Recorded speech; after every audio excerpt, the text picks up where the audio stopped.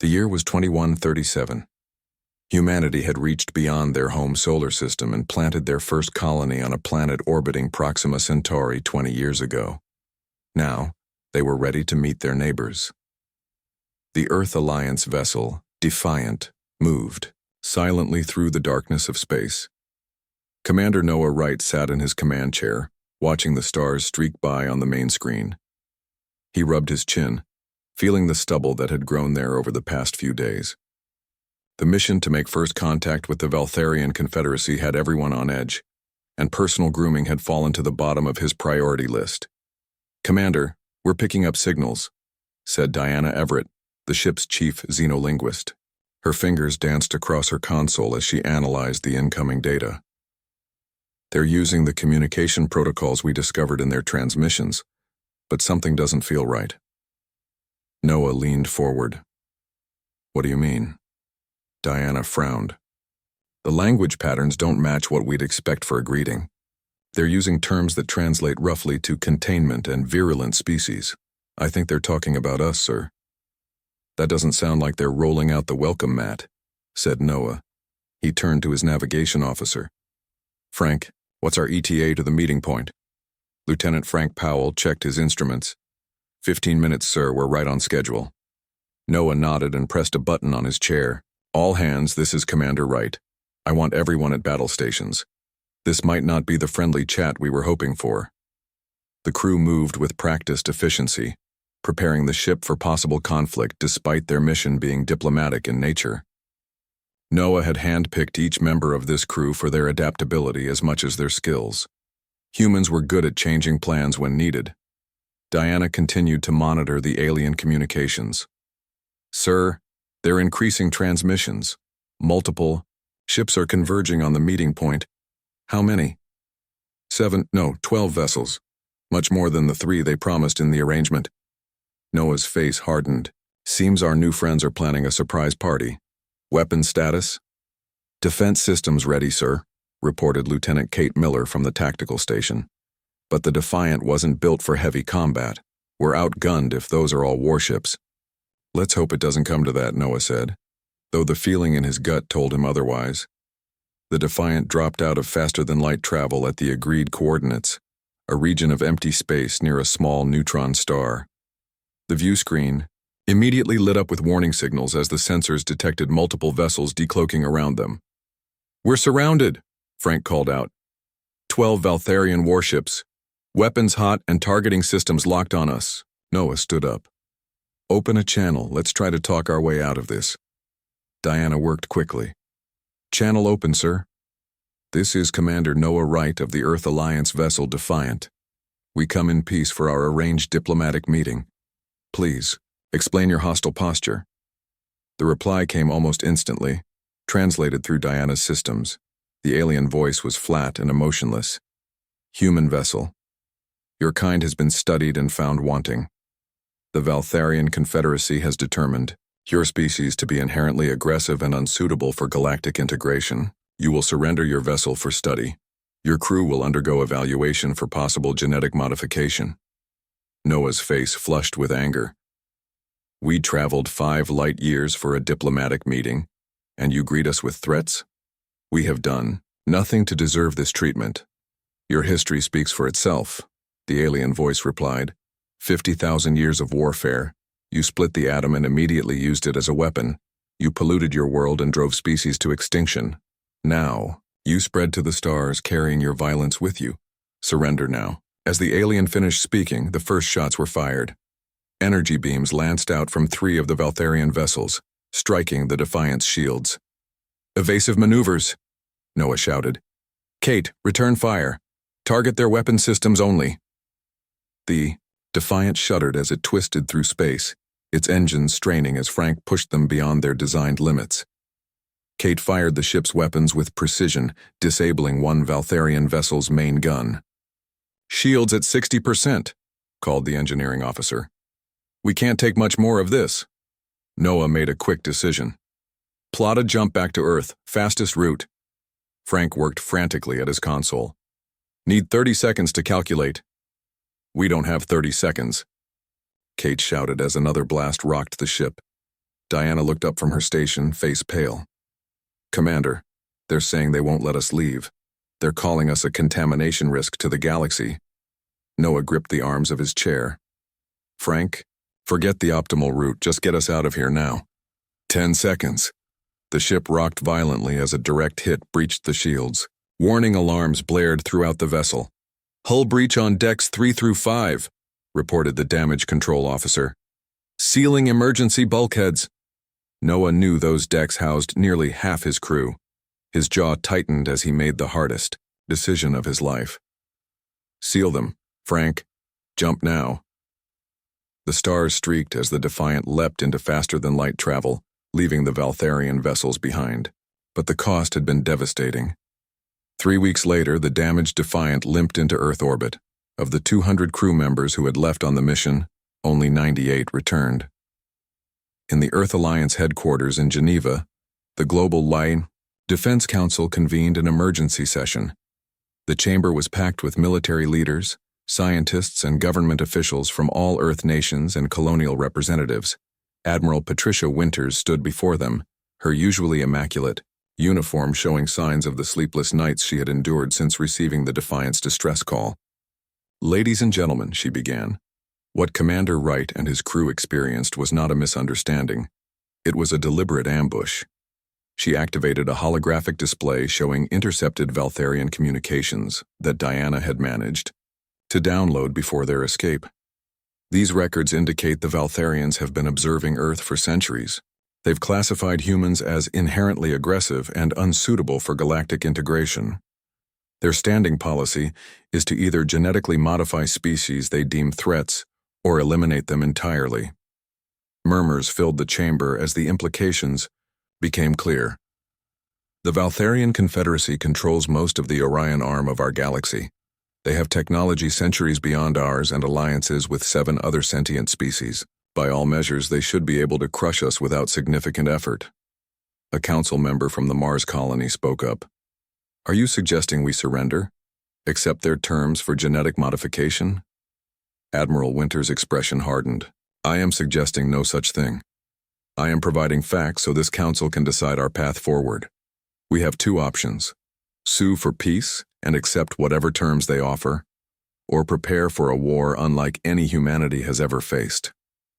Silence fell over the chamber as the weight of the decision pressed down on everyone present. Many had expected first contact with alien life to bring new knowledge, friendship, perhaps even solutions to humanity's lingering problems.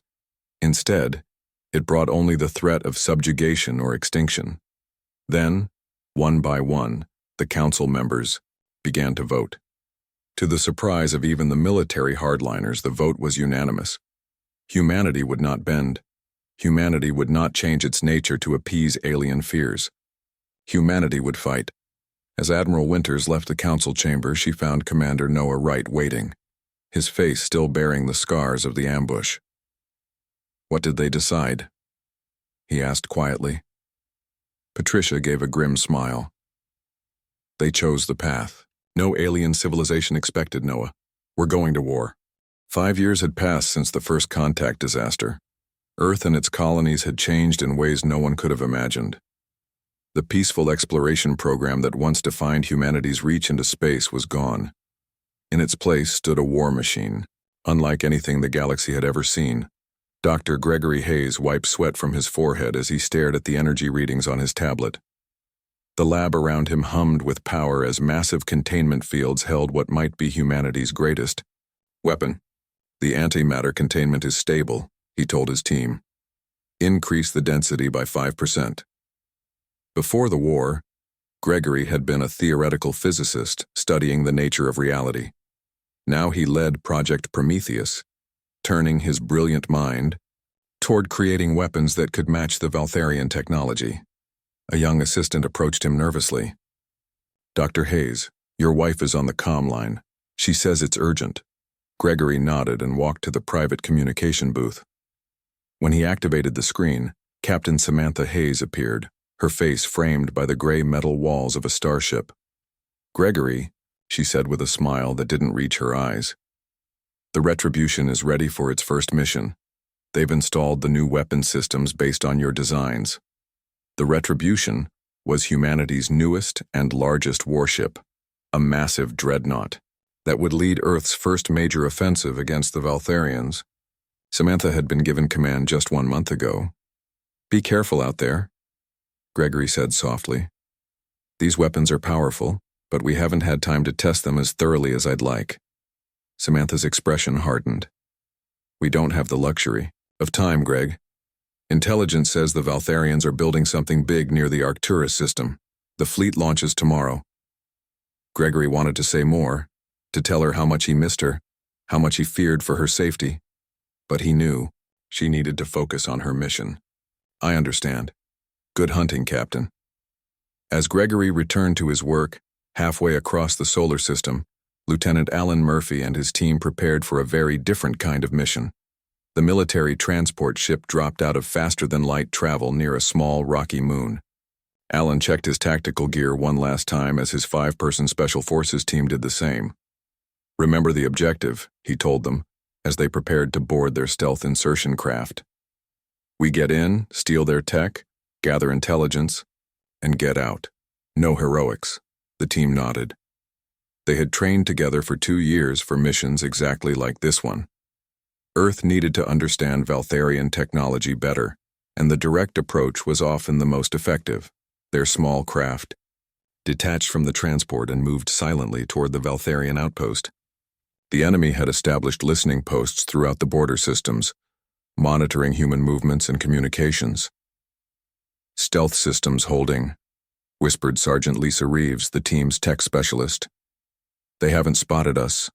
The craft landed in a small canyon 2 miles from the outpost.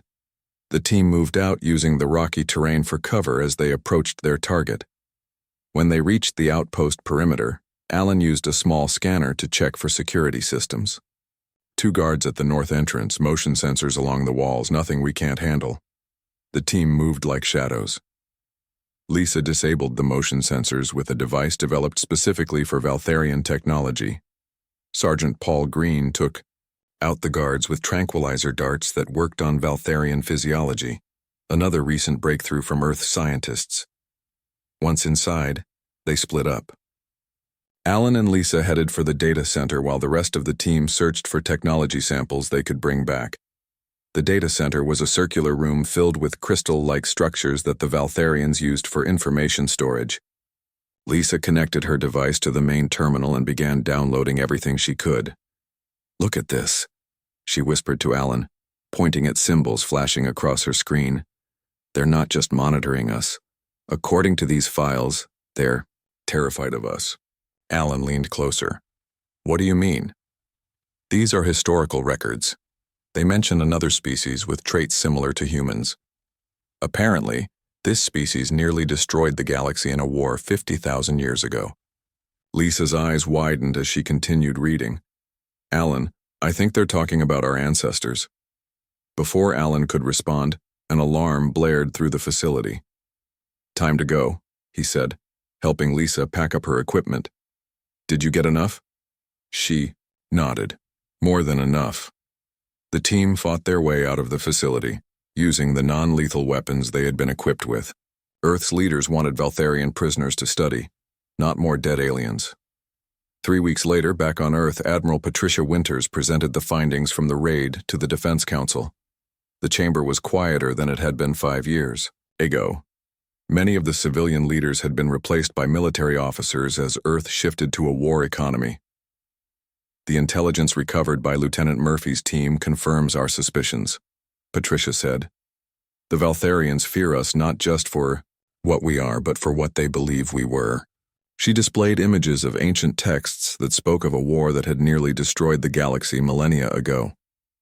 "They believe we are descended from a species they call the World Breakers.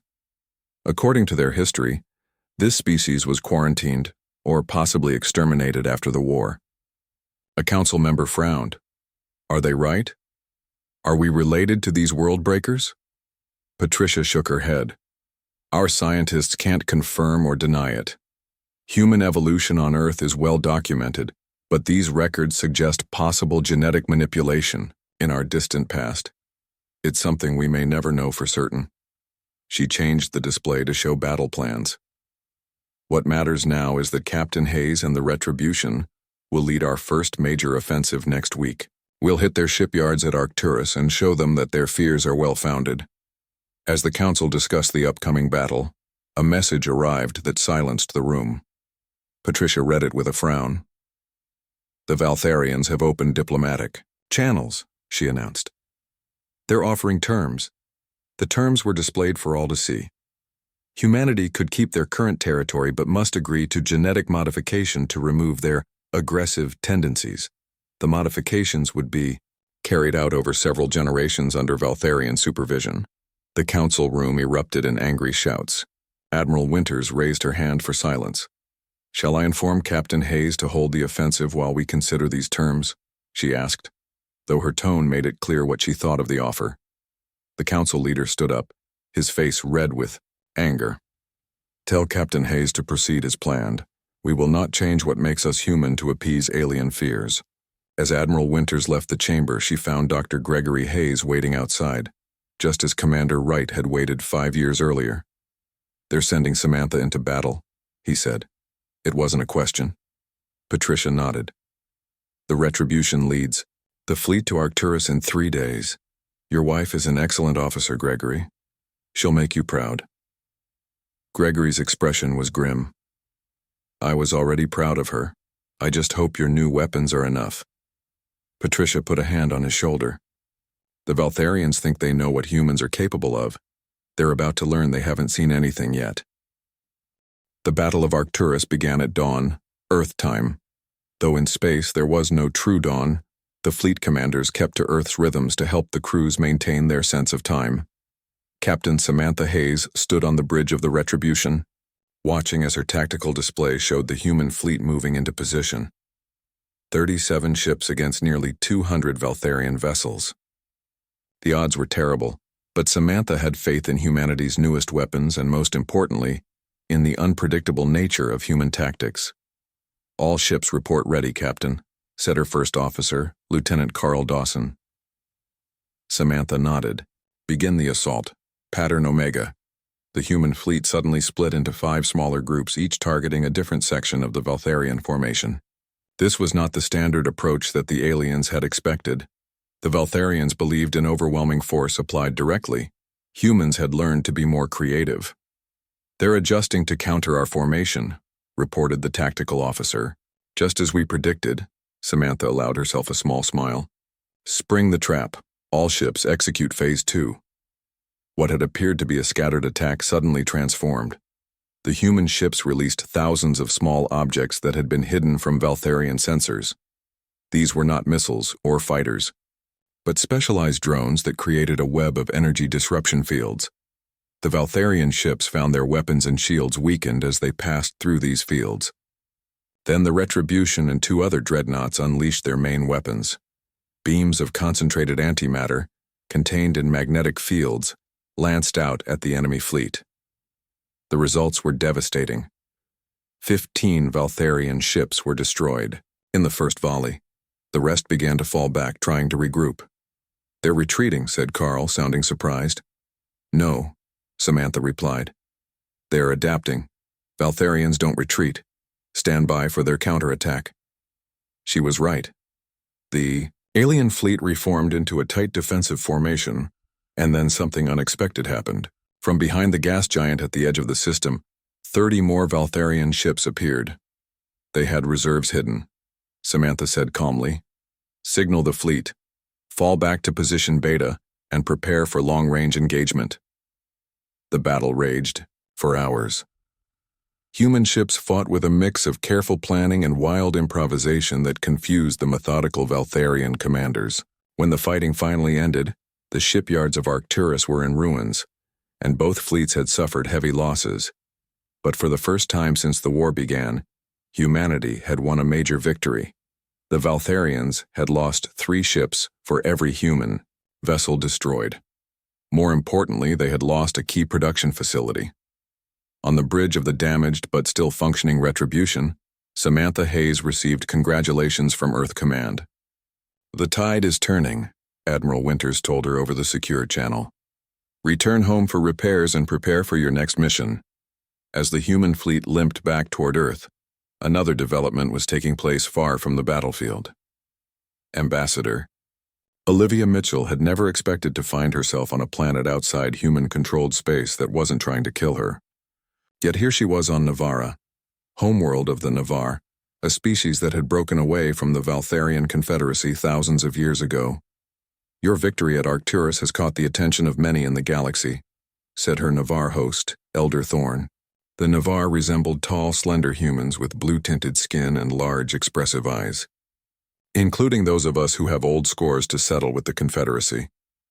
Olivia walked beside the Elder through a garden of strange, glowing plants. We didn't know other species had problems with the Valtharians. They presented themselves as the unified voice of galactic civilization. Elder Thorn made a sound that Olivia's translator interpreted as laughter. The Confederacy speaks only for those they have conquered or cowed into submission. They have a history of pacifying species they deem threats. Pacifying? Olivia asked. Forced genetic modification or extinction, the Elder said grimly. We Navar escaped their control when they tried to modify our children to be more compliant. We have hidden from them ever since. Olivia stopped walking. Why reach out to us now? Because your people did what no one has done in 50,000 years, Elder Thorn replied. You stood against them and won. The Navar Council believes this may be our chance to finally emerge from hiding. You want an alliance, Olivia realized. We want freedom, the Elder corrected, and we believe humans may be the key to achieving it. Meanwhile, in another corner of space, Commander Noah Wright led a squadron of stealth cruisers on a reconnaissance mission. 5 years after the disastrous first contact, Noah had recovered from his injuries and requested a return to active duty. His experience with the Valtharians made him a valuable commander. Contact, reported his sensor officer. Large energy signature at coordinates 227 by 45. Noah studied the readings. That's no ordinary Valtharian vessel. Move us closer, but maintain stealth protocols. As the human ships crept closer to the source of the energy readings, they discovered something that made even the battle-hardened Noah catch his breath. In orbit around an uninhabited gas giant was a massive structure nearly the size of Earth's moon. What is that thing?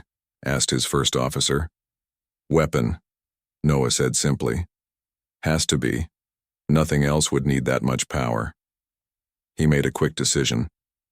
Send a message to Earth Command. Tell them what we've found and that we're going to take a closer look. Sir, protested his communications officer. Our orders were to observe and report only. Noah's face hardened. By the time we report and wait for new orders, that thing could be operational. We're going in. Against direct orders, Noah led his squadron closer to the superweapon. They managed to gather detailed scans before being detected by Valtharian security ships. We've been spotted, announced the tactical officer. 6 enemy vessels on approach. Noah nodded. We got what we came for. All ships, prepare to jump to light speed. But before they could escape, the Valtharian ships opened fire. Noah's squadron fought back valiantly, but they were outnumbered.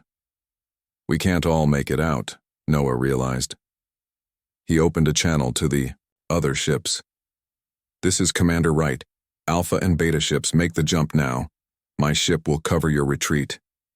Despite protests from the other captains, Noah held position, drawing enemy fire while the rest of his squadron escaped. Just before his ship was destroyed, he transmitted the weapon scan data to the fleeing vessels. 3 days later, Admiral Winters received the information along with news of Commander Wright's sacrifice. The data confirmed their worst fears. The Valtharians were building a weapon capable of destroying entire planets. The war had entered its second decade. Humanity had expanded its territory by taking several Valtharian frontier worlds. Dr. Gregory Hayes had made another breakthrough, technology that allowed humans to interface directly with their ships, increasing reaction times tenfold. In her office at Earth Command, Admiral Winters reviewed the latest intelligence reports. The Valtharians, for the first time in their 50,000-year history, were facing something they had never experienced before. the real possibility of defeat. They underestimated us, she told her staff. They thought we would be easy to contain, like all the other species they've dominated. They're learning that humans don't follow the expected path. She looked at the star map showing the current battle lines. Now we push forward. The tide has turned, and we won't stop until we've reached their home systems. 15 years had passed since the war began. Human ships now controlled nearly a third of what had once been Valtharian space. The war that many thought would end quickly with humanity's defeat had instead become the longest conflict the Confederacy had ever faced. Admiral Patricia Winters, now Supreme Commander of all Alliance forces, stood before a holographic display of the galaxy in the war room on Earth. Around her gathered the top military leaders and scientists, including Dr. Gregory Hayes. Our intelligence has finally confirmed the location of the Valtharian High Council, Patricia said, pointing to a spot near the galactic core. This massive space station orbits a neutron star. We previously thought it was a natural phenomenon, but new data suggests it's artificial. The room fell silent. Finding the heart of the enemy government had been a goal since the war began. Dr. Hayes studied the display with a scientist's eye. The radiation from the neutron star would make conventional sensors useless.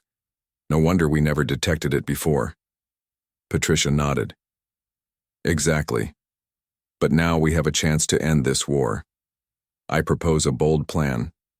A small strike team will infiltrate the station while our main fleet engages their home defense forces as a diversion.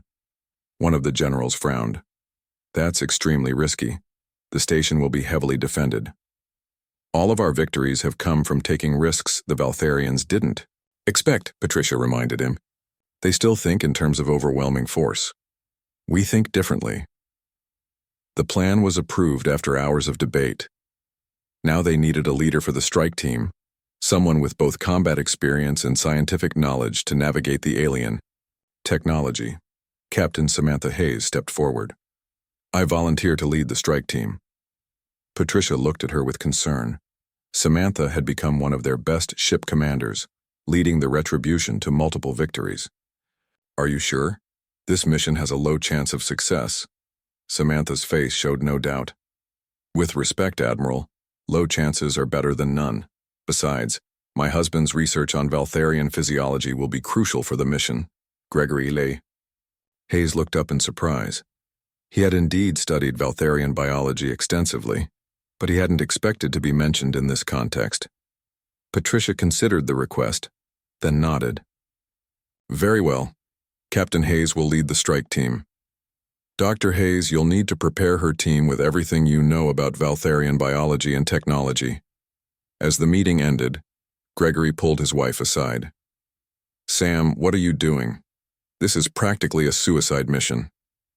Samantha touched his face gently. Greg, we've been fighting this war for 15 years.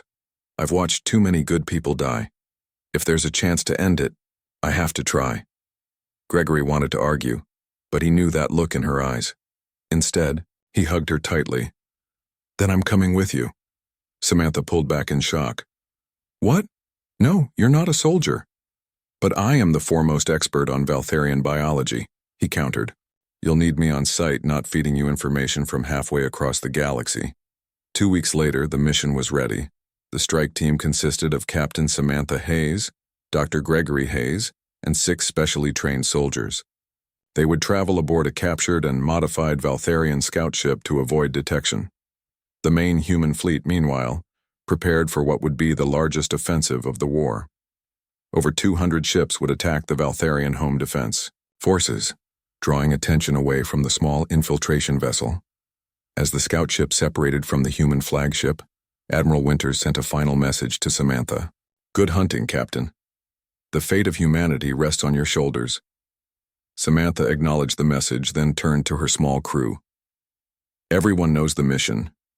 We get in, we capture the High Counselors, and we force an end to this war. Simple. One of the soldiers laughed nervously. Simple, right. The journey to the center of Valtharian power took 3 days. Using the stolen ship's identification codes, they passed through the outer defense perimeter without raising alarms. The massive space station came into view, a structure so large it almost rivaled a small moon. Amazing, Gregory whispered as he looked at the station. Their engineering is beyond anything we've seen. Samantha nodded, and we're about to break into it. Everyone, final equipment check. The team donned their specialized combat suits, designed to work in the different gravity and atmosphere of Valtharian environments. Gregory wore a lighter version, more focused on life support than combat capabilities. They docked at a maintenance port, using codes extracted from captured Valtharian officers. So far, their deception was working. Remember, Samantha told her team as they prepared to board, we need the High Counselors alive. Stun weapons only unless absolutely necessary. The first part of their infiltration went smoothly.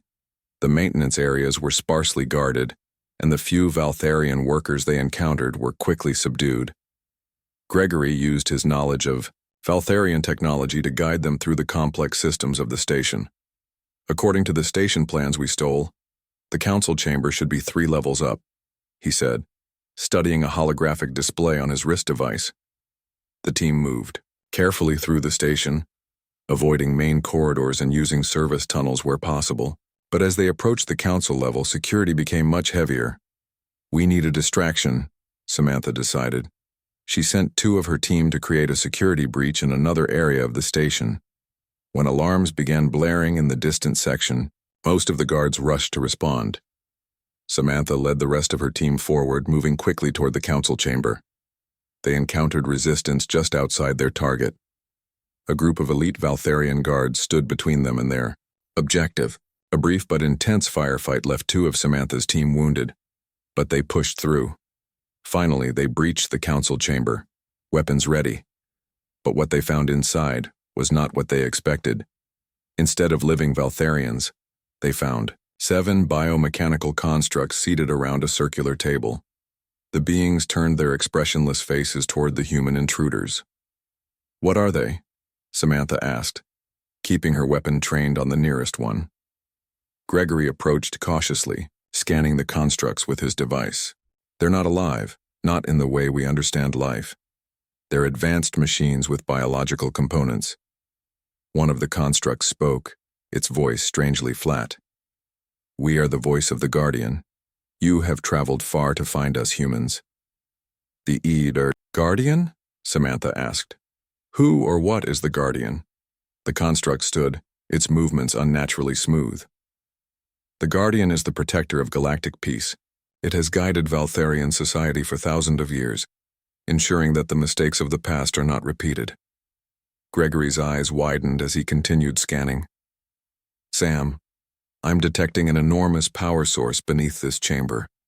I think these aren't the real leaders. They're just interfaces for an artificial intelligence. As he spoke, the floor of the chamber became transparent, revealing a vast complex of machinery extending deep into the station's core. At the center pulsed a blinding light. You are correct, Dr. Hayes, the construct said. I am the Guardian, an artificial intelligence created to prevent another galactic war by eliminating potential threats before they could expand beyond their home systems. Samantha kept her weapon ready. And you decided humans were a threat without even meeting us? I analyzed your history, the Guardian replied through its construct. Your species consistently chooses violence when faced with challenges. You were deemed too dangerous to join galactic society without modification. As the team fought their way toward what appeared to be the AI core, the Guardian offered a chilling revelation through its many voices. Humans are not who you believe yourselves to be, it said. You are not descendants of Earth primates as your science suggests. You are the modified offspring of the ancient species that nearly destroyed the galaxy 50,000 years ago. Gregory froze. What? Your ancestors, the World Breakers, were not eliminated as most believe. The Guardian continued. A small population was genetically modified and placed on Earth with their memories and history erased. You were an experiment, to see if your violent tendencies could be naturally evolved away. Samantha looked at Gregory, shock evident on both their faces. The truth of humanity's origin was far stranger than they had imagined. Outside the massive space station, the final battle of the war raged around the neutron star. The human fleet, though taking heavy losses, kept the Valtharian forces engaged. This allowed Captain Samantha Hayes and her surviving team members precious time to reach the Guardian's core. Inside the station, Samantha and Gregory stood before the pulsing heart of the artificial intelligence that had controlled Valtharian society for thousands of years. 2 of their team members had fallen during the push to reach this chamber. The rest secured the perimeter, leaving the couple alone with the entity that had deemed humanity a threat. "If what you say is true," Gregory said to the glowing core, "then this entire war was based on your fear of what we might become, not what we are." The Guardian's voice echoed around them, no longer needing the constructs to speak. It was based on certainty. Your genetic structure still contains the markers of the world breakers. Given time and resources, you would repeat their mistakes. Samantha kept her weapon ready. And what mistake was that? What did our supposed ancestors do that was so terrible? They sought to control all life. They believed their intelligence gave them the right to rule. When other species resisted, the world breakers unleashed weapons that tore apart the fabric of space-time itself. Billions died before they were finally stopped. Gregory studied the core's systems, noting how they connected to the station and beyond. This AI doesn't just control this station, he realized. Its systems extend throughout Valtharian space. It's the true power behind their entire civilization. Samantha nodded. That explains why they act as they do. They're being controlled. She addressed the Guardian directly. Did the Valtharians create you, or did you take control of them? I was created by a coalition of species after the Great War, the Guardian replied. The Valtharians were chosen as my caretakers due to their stable, orderly nature. Over time, I assumed more direct control to ensure galactic stability. Gregory continued his analysis of the AI's systems. Sam, I think I can shut it down, but there's a problem. The Guardian's tendrils extend throughout Valtharian society. Their ships, their life support systems, even their food production facilities are all connected to this AI. Meaning what? Samantha asked. Meaning if we destroy the Guardian, we might cause the collapse of Valtharian civilization. Billions of civilians who depend on this technology could die.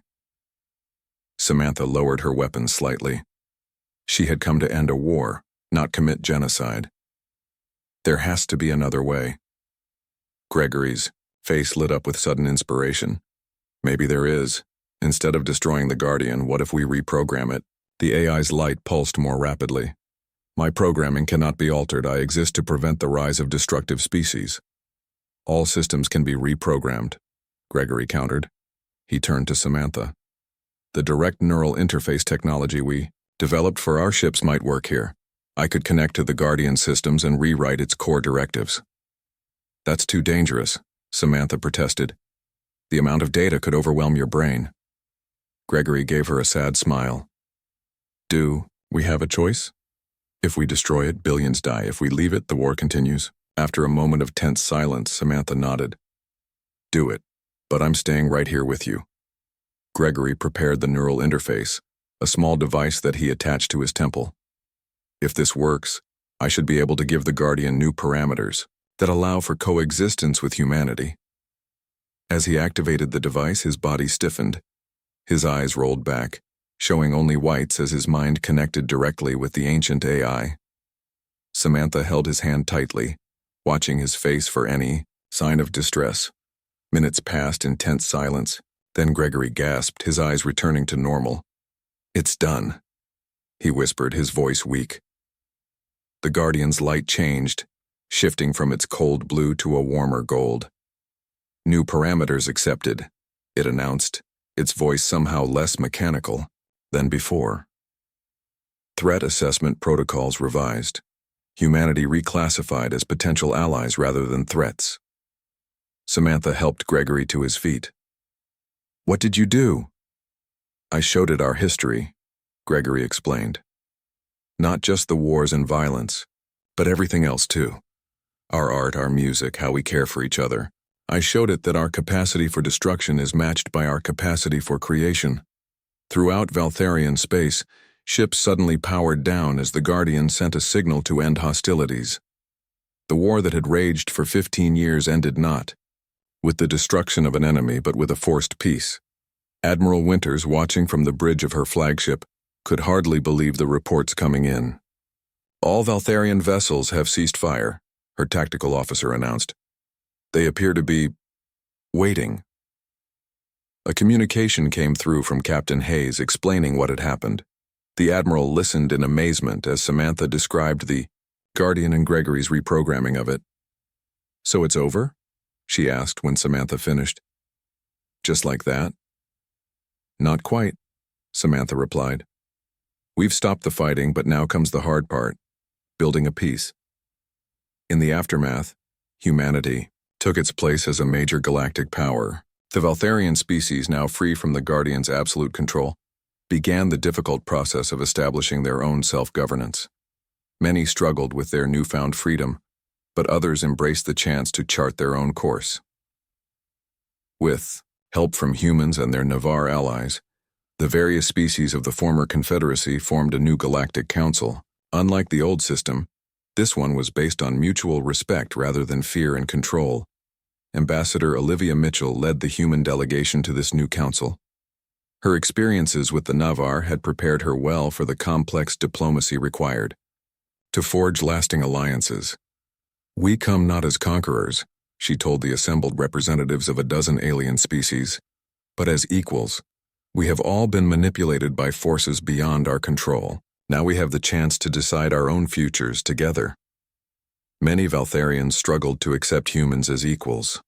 Centuries of conditioning by the Guardian had left them deeply suspicious of humanity. But others saw the value in humanity's adaptability and determination. As for the Guardian itself, Gregory had given it a new purpose. Rather than controlling galactic civilization, it would now serve as an advisor and historian, its vast knowledge available to all species, but its control systems permanently disabled. 2 years after the end of the war, Gregory and Samantha Hayes stood on the observation deck of a human outpost, watching Earth's blue sphere rotate slowly below them. They had both been changed by their experiences. Gregory's mind still occasionally echoed with fragments of the Guardian's vast knowledge, and Samantha had traded her captain's uniform for civilian clothes. "Do you think it will last?" Samantha asked, leaning against her husband's shoulder. "The peace, I mean." Gregory watched a shuttle rising from Earth's surface, carrying new diplomats to the Galactic Council. "I think we've earned our chance to find out."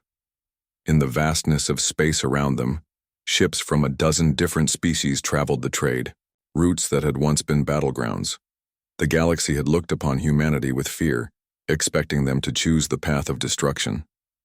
Instead, in the end, they had found a third option, not just peace or war, but understanding. And as other distant civilizations began to take notice of this new galactic order, humanity remained vigilant. The stars no longer seemed like distant lights but beacons of humanity's future.